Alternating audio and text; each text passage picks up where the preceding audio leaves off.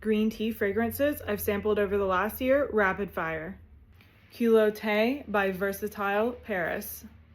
This is genuinely one of the most unique fragrances that I've sampled over the last year. It has notes of wasabi, pink pepper, nutmeg, garlic, ginger.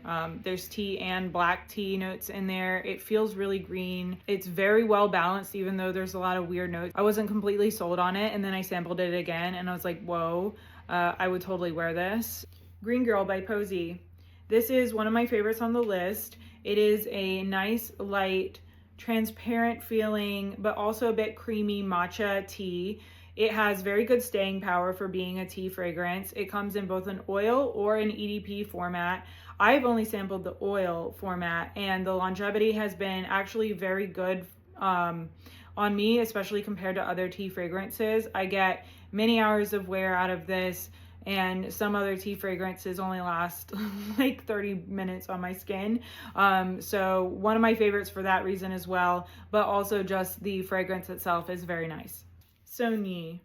This is my favorite on the list. The opening is very rice forward. There's also some really lovely woody notes and light incense notes.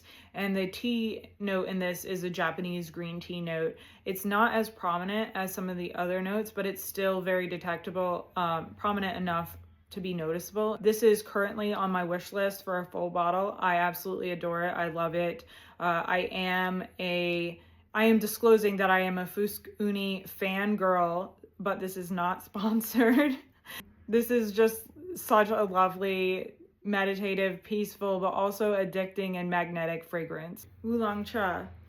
This is an oolong, so I'm cheating by including it, but it has a very grassy, green, almost texturally so opening that I thought I should mention it here. There's also some really prominent citrus notes in the opening. Like, it feels like I am peeling an orange. Like, it has that rind and the juicy fruit underneath quality to it in the opening, and that mellows out in the dry down and it becomes more tea prominent. I would say that overall this is a strong like but not a love for me, and it will also be a polarizing one because not everyone is going to love that really grassy, punchy green, punchy citrus opening. Tea and rock and roll. Don't let the name throw you off, because this is one of the lightest tea fragrances that I've sampled over the last year. There's a little bit of sweet creaminess from the tonka, but not a lot. The citrus in this feels very transparent and subdued, but it's still there. It is not zingy or bright or in your face like Wulong Cha's citrus, for example.